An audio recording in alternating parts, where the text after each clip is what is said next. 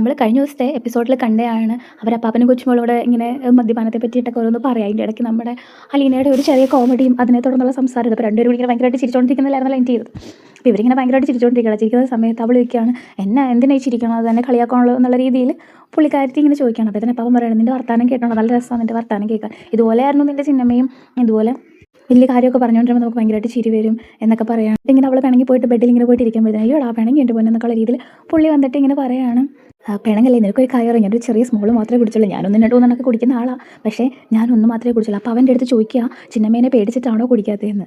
അപ്പം അവൾ ചോദിക്കുകയാണ്, എന്നെ പേടിച്ചിട്ടാണോ കുടിക്കാത്തത്. അപ്പം എന്നിട്ട് അപ്പം പറയുക, ഏയ് അല്ല, അതുകൊണ്ടല്ല, എനിക്ക് നിന്നോട് ഇഷ്ടമുള്ളത് കൊണ്ടാണ്. അപ്പോൾ ഉടനെ പുള്ളിക്കാരത്തി അതിൻ്റെ കൂടെ ചോദിക്കണം, ഓ അപ്പോൾ ലാലിച്ചൻ എന്നെ ഇഷ്ടമല്ല അല്ലേ, അതുകൊണ്ടല്ലേ എന്ന് ചോദിക്കണം. അപ്പം പറഞ്ഞു, ഓ ഇതിപ്പം വേറെ മെനയായല്ലോ ഭർത്താവേ എന്നുള്ള, അങ്ങനെയൊന്നും അല്ല മോളെ, എല്ലാം ശരിയാവും, കൊച്ചു പോയി കിടന്നു ഉറങ്ങ്, കിടക്ക് സമയം ഒരുപാടായെന്നൊക്കെ പറഞ്ഞിട്ട് പുള്ളിക്കാരത്തിനെ ബെഡിലൊക്കെ കിടത്തിയിട്ട് നമ്മുടെ അപ്പാപ്പൻ ഭയങ്കര സ്നേഹത്തോടെ അവളെ നോക്കി നിന്നിട്ട് അങ്ങ് പോയി.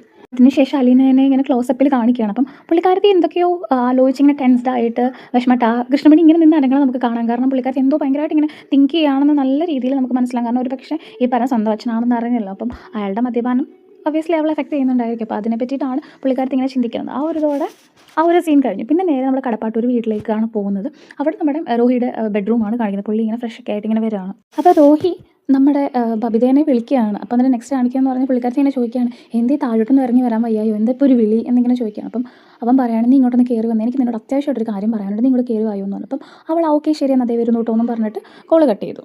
സ്റ്റേഴ്സ് കയറി ബബിത വന്നിട്ട് റൂം ഇങ്ങനെ നോക്കി ചെയ്യുന്നു. അപ്പം വാ കയറി വായോ എന്ന് അവൻ പറയുന്നു. അന്നേരം പുള്ളിക്കാരി കയറി വന്നിട്ട് ആദ്യം ചോദിക്കുന്ന കാര്യം എന്ന് പറഞ്ഞാൽ, എന്തേ രാജാവിന് താഴത്തോട്ട് ഇറങ്ങി വരാൻ വയ്യ, ഇങ്ങോട്ട് മേലോട്ട് വന്നാലേ മുഖം കാണാൻ പറ്റുള്ളൂ എന്നൊക്കെ ഇങ്ങനെ ചുമ്മാ ഇങ്ങനെ തമാശയായിട്ട് ഇങ്ങനെ ചോദിക്കുന്നുണ്ട്. അപ്പോഴത്തേക്കിന് അവൻ കുറച്ച് ഇതായിട്ട് അവളെ ഇങ്ങോട്ട് പിടിച്ച് റൂമിലോട്ട് ഇങ്ങനെ കയറ്റിയിട്ട്, നീ എന്നെ പണിയാണ് ബബിതയെ കാണിച്ചത് എന്ന് പറഞ്ഞിട്ട് റൂം അങ്ങ് ലോക്ക് ചെയ്യണം. എന്നിട്ട് ഇങ്ങനെ ചോദിക്കുകയാണ്, അച്ഛൻ നമ്മളോട് പറഞ്ഞതല്ലേ പ്രശ്നത്തിനൊന്നും പോവരുത്, അമ്മേനോട് വെറുതെ തർക്കിക്കാൻ പാടില്ല എന്നൊക്കെ, പിന്നെ നീ എന്തിനാ അങ്ങനെ ചെയ്തത് എന്നിങ്ങനെ ചോദിക്കുകയാണ്. അപ്പോഴത്തേനും അവൾ പറയുകയാണ്, എന്നാ രോഹി, ഞാനിപ്പോൾ പറഞ്ഞതാണോ കുഴപ്പം, അമ്മ നമ്മളോട് വഴക്കുണ്ടാക്കാൻ വേണ്ടി വന്ന് നിന്നല്ലേ എന്നൊക്കെ ഇങ്ങനെ പറയാം. അപ്പോൾ ഉടനെ പിന്നെ രോഹി പറയണം, നീ വഴക്കുണ്ടാക്കിയതോ പോട്ടെ, അതിൻ്റെ കൂടെ നീ അതിൻ്റെ ഇടയിലേക്ക്, ആ വഴക്കിൻ്റെ ഇടയിലേക്ക് നീ അച്ഛനെയും കൂടെ പിടിച്ചിട്ടില്ലേ. കാരണം അവൾ ചോദിച്ചായിരുന്നല്ലോ, മറ്റേ അച്ഛനൊന്നും പറയാനില്ല, അച്ഛനൊന്നും പറയാനില്ല എന്ന് പറഞ്ഞപ്പോഴുള്ള പുള്ളിക്കാരൻ കുറേ ഇതൊക്കെ പറഞ്ഞത്. അപ്പോൾ അവൾ പറയുകയാണ്, അമ്മ മനഃപൂർവ്വം ചെയ്തതല്ലേ, അതുകൊണ്ടല്ലേ ഞാൻ അങ്ങനെ അച്ഛനോട് പറഞ്ഞത്, ഒന്ന് ആലോചിച്ച് നോക്ക്, അച്ഛൻ നമ്മുടെ കൂടെ എന്തോരം ഹാപ്പി ആയിട്ടായിരുന്നു നമ്മുടെ കൂടെ സ്പെൻഡ് ചെയ്തത്, പക്ഷേ അതല്ലാത്ത നിമിഷം കൊണ്ട് അമ്മയുടെ ആ ഒരു ഇതിൽ അങ്ങോട്ട് തീർന്നില്ലേ, നമ്മൾ അച്ഛനെല്ലാം കൂടെ സന്തോഷിച്ചിരിക്കുന്നത് കണ്ടിട്ട് ഇഷ്ടപ്പെടാതെയാണ് അമ്മ ഒരു പ്രശ്നം ഉണ്ടാക്കിയത്. അപ്പോൾ അങ്ങനെ ഒരു പ്രശ്നം ഉണ്ടാക്കുമ്പം അച്ഛൻ വേണ്ടേ അമ്മേനെ നിയന്ത്രിക്കാൻ, അതുകൊണ്ടാണ് അച്ഛനെ കൂടെ അതിനകത്തോട്ട് ഇൻവോൾവ് ചെയ്തതെന്ന് പുള്ളിക്കാരത്തി ഇങ്ങനെ പറയുകയാണ്. അപ്പോൾ അന്നേരം അവൻ പറയണം, അമ്മ എന്തെങ്കിലും കറക്റ്റായിട്ട് അച്ഛൻ എന്തെങ്കിലും മറുപടി പറഞ്ഞു കഴിഞ്ഞാൽ പറയുന്നത് എനിക്ക് തോന്നുന്നുണ്ടോ, സാക്ഷാൽ ദൈവം തമ്പുരാൻ വന്നാലും ഒരു പക്ഷേ അമ്മ ഇങ്ങനെ പുള്ളിക്കാരനോട് പോലും വാദിച്ച് നിൽക്കും. അപ്പോൾ അതുപോലെ തന്നെയല്ലേ ഉള്ളൂ ഇവിടെയും. അപ്പോൾ നമ്മുടെ ബബിത പറയാണ്, ഞാൻ എന്തായാലും അച്ഛനെ ഒന്ന് പിരികേറ്റിയതെന്ന് അറിയണമായിരുന്നു അമ്മേനോട് അച്ഛൻ എന്നാ പറയണേന്ന്, അതുകൊണ്ടാണെന്ന് പറഞ്ഞു. അപ്പോഴത്തേക്കും രോഹി പറഞ്ഞു, കണ്ടല്ലോ എന്താ പറഞ്ഞതെന്ന്, അമ്മ അച്ഛൻ്റെ ആരും അല്ല, എവിടേക്കോ അലഞ്ഞു തിരിഞ്ഞ പ്രേതമാ എന്നൊക്കെയല്ലേ അച്ഛൻ പറഞ്ഞത്.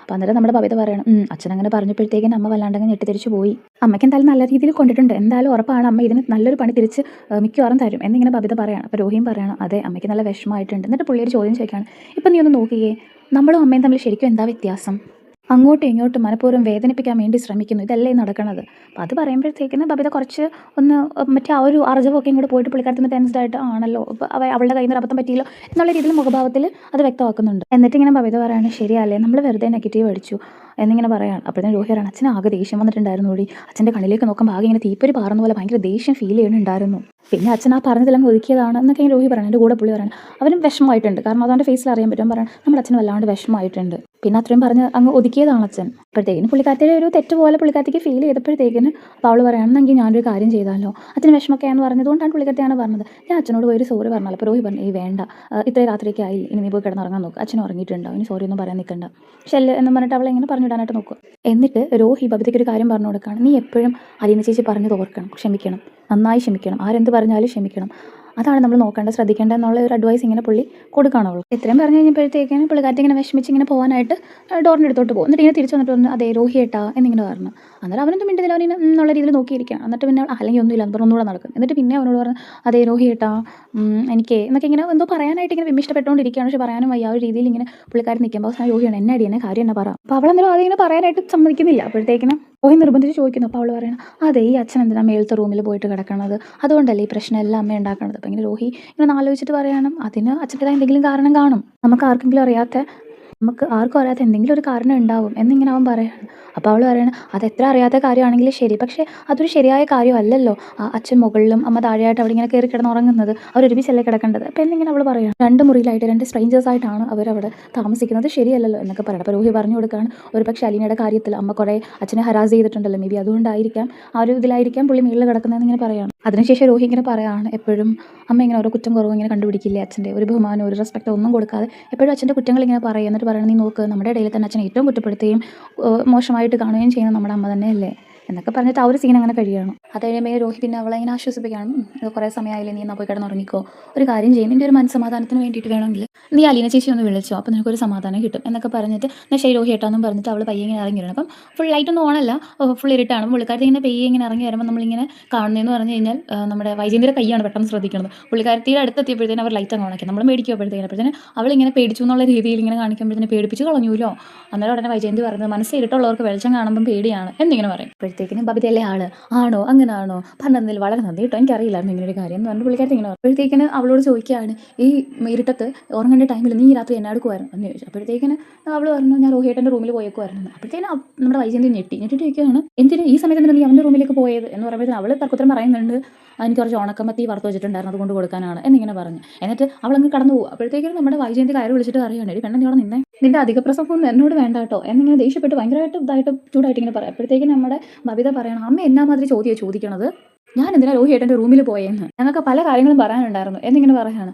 അപ്പോഴത്തേക്കും നമ്മുടെ വൈജയന്തി അതിനൊക്കെ ഒരു നേരവും കാലവും ഉണ്ട്. എന്നിട്ട് ഇങ്ങനെ പറയുകയാണ് ഈ പാതിരാത്രിക്കാണോ ചർച്ച ചെയ്യാനായിട്ട് പ്രായം തികഞ്ഞ ഒരു പെണ്ണ് കെട്ടാറായ ഒരു ചെറുക്കൻ്റെ റൂമിലേക്ക് പോകുന്നത് എന്നൊരുമാതിരി അത് പുള്ളിക്കാരി ഇങ്ങനെ മുഖവും താത്തി ഒരുമാതിരിയാണ് ഇങ്ങനെ പറയണത്. അപ്പോഴത്തേക്കിന് നമ്മുടെ ബബിത ചോദിക്കുകയാണ് പാതിരാത്രി ആയ എൻ്റെ ആങ്ങളെടുത്ത് എനിക്ക് സംസാരിച്ചുകൂടെ, അതിന് എന്നാ കുഴപ്പം. അന്നേരം തിരിച്ച് വൈജയന്തി പറയുന്നുണ്ട് നേരം വെളുത്തിട്ട് അവൻ എങ്ങും പോകുന്നില്ല, അതിന് കപ്പ ചോദിക്കാമല്ലോ. നേരത്തേക്കിനും ബബിത ചോദിക്കുകയാണ് ഞങ്ങൾ കുറച്ച് നേരം സംസാരിച്ചു, അപ്പോഴത്തേക്കിനും എന്താ സംഭവിച്ചത് എന്നിങ്ങനെ ചോദിക്കുമ്പോഴത്തേക്കിനും നമ്മുടെ വൈജയന്തി പറഞ്ഞാൽ അത് അത്ര ശരിയല്ല. അപ്പോഴേക്കും അവൾ ചോദിക്കുകയാണ് എന്ത് ശരിയല്ലെന്ന് അമ്മ ഈ പറയുന്നത്. അപ്പോഴത്തേനും വൈജയന്തി പറയുന്നത് ആങ്ങളെയായാലും ശരി പെങ്ങളായാലും ശരി ഒരു പ്രായം കഴിഞ്ഞാൽ കുറച്ച് ഡിസ്റ്റൻസ് ഒക്കെ പാലിക്കണം. അപ്പോഴേക്കും ബബിത ചോദിക്കുകയാണ് ഞാനും രോഹിയേട്ടനും അകലം പാലിക്കുന്നുണ്ടോയെന്ന് അറിയാനാണോ അമ്മ അന്ന് വീട് വിട്ട് ഇറങ്ങിയത്. അമ്മ ഇവിടെ ഇല്ലാത്ത രാത്രികളും ഉണ്ടായിരുന്നല്ലോ, അപ്പോൾ ആ സമയത്തൊക്കെ അമ്മ കൊല്ലപ്പള്ളിയിൽ ഇരുന്ന് ഭൂതക്കണ്ണാടി വെച്ച് നോക്കുന്നുണ്ടായിരുന്നോ ഞങ്ങളൊരു അകലം പാലിക്കണുണ്ടോ ഇല്ലയോ എന്നൊക്കെ. അപ്പോഴത്തേക്കും ബബിത പറയുകയാണ്. അപ്പോഴേക്കും നമ്മുടെ വൈജയന്തി പറയണം ഞാനിവിടെ ഇല്ലാത്തതിൻ്റെ പല പ്രശ്നങ്ങളും ഇവിടെ കാണാനുണ്ട്.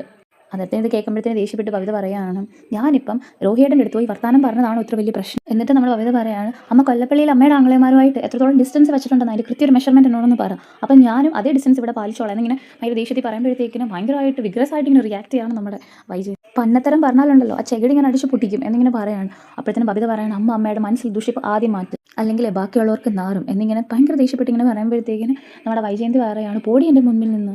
അപ്പോഴത്തേക്കിന് പോകാൻ പറഞ്ഞപ്പോൾ തന്നെ നമ്മുടെ ബബിത തിരിച്ച് നടക്കുന്ന സമയത്ത് അവളൊരു കൂട്ടം പറയുന്നുണ്ട് ഇങ്ങനെ പെറുപെറുത്തോണ്ട് പറയാണ് ഏതോ ആങ്ങളമാരുടെ കയ്യിൽ നിന്ന് എന്തോ പണി ഇട്ടിട്ടുണ്ട് അത് ഒരുമാതിരി ഇങ്ങനെയൊക്കെ പറയുന്നു. പുള്ളിക്കാരത്തെ കേൾക്കുകയും ചെയ്തു. അപ്പോഴത്തേക്കും ഡീ നിന്ന് ഉറക്കെ വിളിച്ചിട്ട് നീ എന്നാടി ഇപ്പോൾ പറഞ്ഞത്. അന്നേരത്തേനും അവൾ പറയുന്ന സമയത്ത് കേൾക്കണമായിരുന്നു പറഞ്ഞിട്ട് പുള്ളിക്കാരത്ത് മൈൻഡാക്കാണ്ട് റൂമിലോട്ട്